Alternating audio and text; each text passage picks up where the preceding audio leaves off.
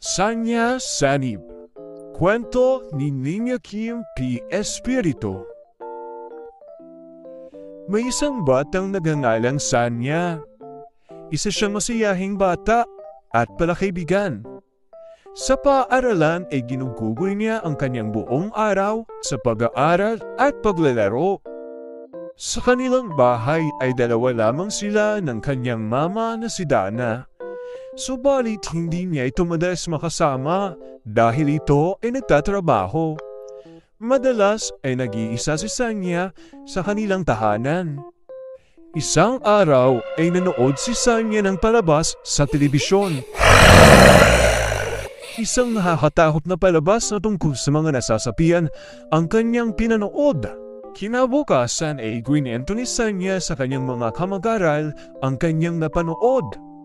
Sobrang nakakatakot ang napanood ko kagabi.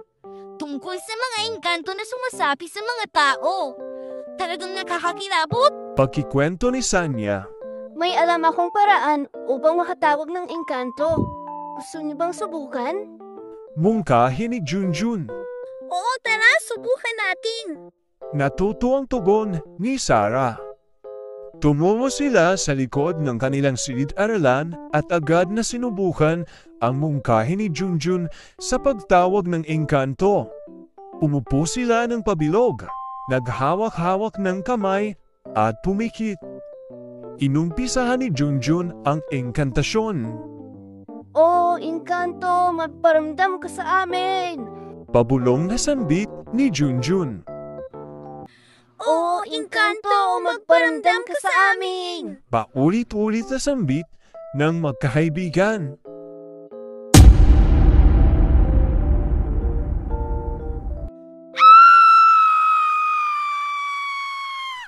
Biglang tumayo si Sanya na animoy galit na galit. Bakit niyo ako tinatawag? Sigaw ni Sanya. Sa sobrang takot ay agad na nagtatakbo papalayo sina Junjun at Sarah. Tawang-tawa si Sanya sa reaksyon ng kanyang mga kaibigan. Naisaan ko kayo. Kala siguro nila ay nasasapian ako. Natatawang sambit ni Sanya. Akmang pabalis na si Sanya upang sundan ang kanyang mga kaibigan. Nang biglang nakita nito ang kanilang guro na si Ginoong Santos na tumatakbo patungo sa kanya kasama sina Junjun at Sarah. Ayun po, sir, ayun si Sanya. Pagturo ni Sarah. Nasasabihan po si Sanya ng engkanto. Dagdag pa ni Junjun. Agad na nataranta si Sanya. Upang hindi mapahiya sa kanilang guro, ay binanindigan na lamang niya ang kanyang biro. Ipinagpatuloy niya ang kanyang pag-arte na animoy sinasapian. Gamit ang binditadong tubig na ito ay inuutusan kitang umalis sa katawan ng batang ito. Nag-aalalang sigaw ni Ginoong Santos.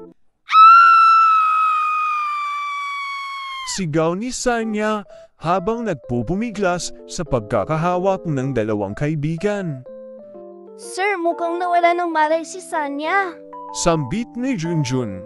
Tulungan niyo ako at dalhin natin siya sa klinik. Mungkahi ni Ginoong Santos. Habang nasa klinik at nagpapanggap na nawala ng malay si Sanya, ay narinig niya na maraming tao sa labas at nakikiyosyoso. Nasapian daw si Sanya ng engkanto. Sambit ng mga batang nasa labas ng klinik. Narinig din niya ang kanyang guro na tinawagan ng kanyang nanay sa telepono na pumunta agad sa paaralan upang sunduin siya. Masaya si Sanya dahil alagang-alaga siya ng kanyang mama Dana na malimit kang makasama dahil sa ito ay nagtatrabaho. Natutuwa rin siya sa atensyon na nakukuha niya sa mga kamag-aral. Ang dating hindi pumapansin sa kanya ay ngayon kilala na siya. Siya yun, si Sanya Sanib. Sambit ng isang bata habang siya ay tinuturo. Lumipas sa mga araw ay tila nawawala na ang kanyang kasikatan. Bumalik na rin sa pagtatrabaho ang kanyang mama Dana. Naisip ni Sanya na kung magkukunwari ulit siya na nasasapian ay baka maibalik ang atensyon na nakuha niya sa kanyang mama at mga kamag-aral. Isang hapon, bago mag-uwian, ay napansin ni na Junjun at Sarah na mukhang tulala si Sanya. Sanya, ayos ka lang ba? Tanong ni Sarah. Walang ano-ano'y biglang tumayo si Sanya at nagsisigaw ng, Encanto! Encanto! Encanto! Nag-imbal ang buong klase sa sigaw ni Sanya. Maging ang kanilang guro ay hindi alam ang gagawin. Biglang nagwala si Sanya sa silid-aralan na animoy nasasapian. Dahil dito'y natakot ang kanyang mga kamag-aral. Nagtakbuhan din ng ibang estudyante sa kanilang silid upang umasyoso. Hala, si Sanya Sanip ay nasasapiang muli. Sigaw ng mga bata sa labas ng silid-aralan. Oo nga, nakakatakot. Tugon naman ng ilan. Kinuha ni Ginoong Santos ang agwa bendita upang isaboy sa nagwawalang si Sanya. Nang biglang may kung anong lumagating papalabas sa bulsa ni Sanya. Sumaboy ang mga barya sa paligid niya. Nataranta si Sanya at pinulot niya ito isa-isa. Nakalimutan niya na nagpapanggap pala siya na sinasapian.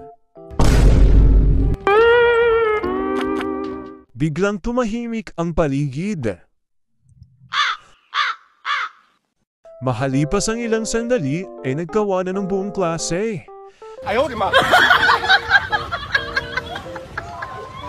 Maging ang kanilang guro at mga nakikiyosyoso sa bintana ay tawang-tawa sa nasaksihan. Hiyang-hiya si Sanya dahil nabunyag na hindi talaga siya sinasapian.